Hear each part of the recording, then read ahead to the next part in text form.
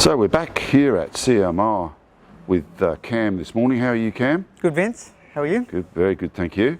And we're just revisiting this project that Cam's got of refurbishing this beautiful 108.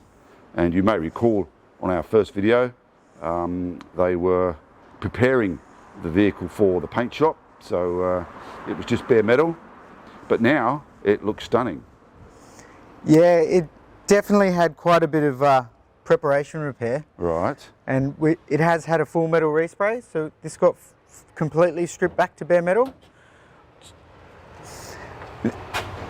So we've done all the engine bay as well. So the engine bay looks beautiful.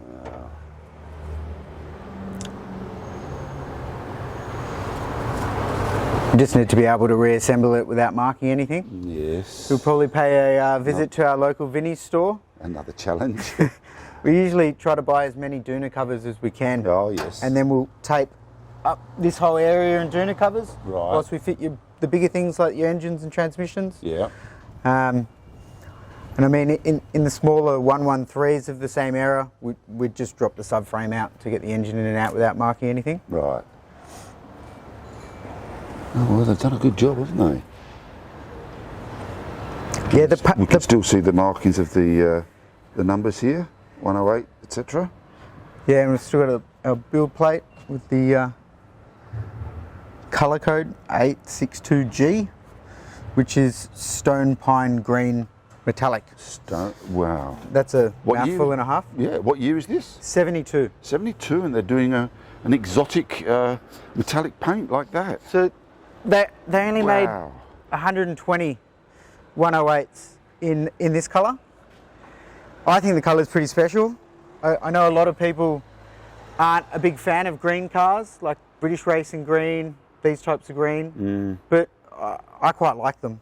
I think that with the woodwork that you've had done, with the chrome that you've had re-chromed, and the light coloured interior you've got, it's going to be an absolute stunner.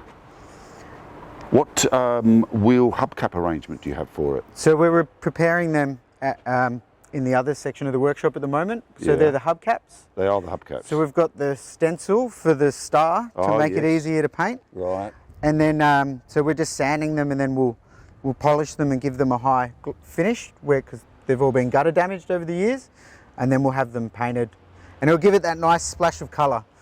Like, yeah. that splash of colour down at the wheels, I think, is one of the best things about these. And white wall tyres might also set it off. Yeah. Yeah. Something to think about. But I mean, the paint at the moment's still straight off the gun. It hasn't been buffed at all, and it's been put on very thick. So after we've fit everything up and adjust all the doors, put our interiors together, at the end it'll get its final buff.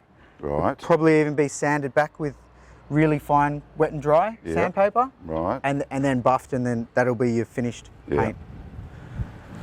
Well, and because you've got a thick coat on, you can do plenty of buffing, and it's going to look tremendous. Yeah. So, and how long do you think? Another 1 month, 2 months, 6 months, just whatever. It always depends how busy we are here. Right. So this is always goes on the back burner if we've got 20, 30 cars in for the day. Yeah, sure. We won't touch it, but this week was a bit quiet, but ever since COVID, it's been very busy. So we haven't had a chance to work on our own kind of project. All right.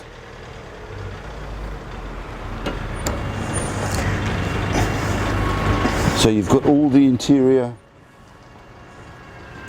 inside the workshop there? Most of the interior's still over at our Leichhardt workshop, because we stripped it there first. Right.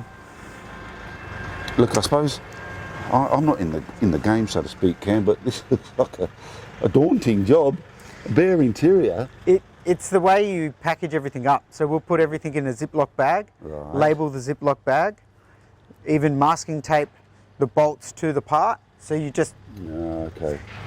But even for the Klima unit, the air conditioning unit, lives up here, Yeah. and you've got the dials and cables, I've got the unit that was with the car, all the plastic's cracked, so I've got a second-hand unit, and then to make one good air conditioning controls, I mean, there's half a day's worth of work in that. Sure. If you want to be really picky. Yeah.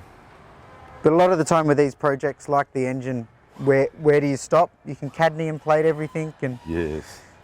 Yes. you try your best within the allowed time to get it to exactly how it was. Sure. What's the score with the seat belts in the back there?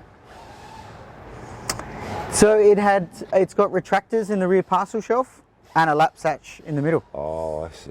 Okay. And you can still buy the stickers for the clasps Is that right? with the little Mercedes symbol. Oh, good. You've got the stacked headlights. So we've got new reflectors to go on the stacked headlights. Right. And they still need a good polish, but they're in the car just because with the final adjustments of the nose of the guards, we just wanted to make sure that all the gaps at the front came out.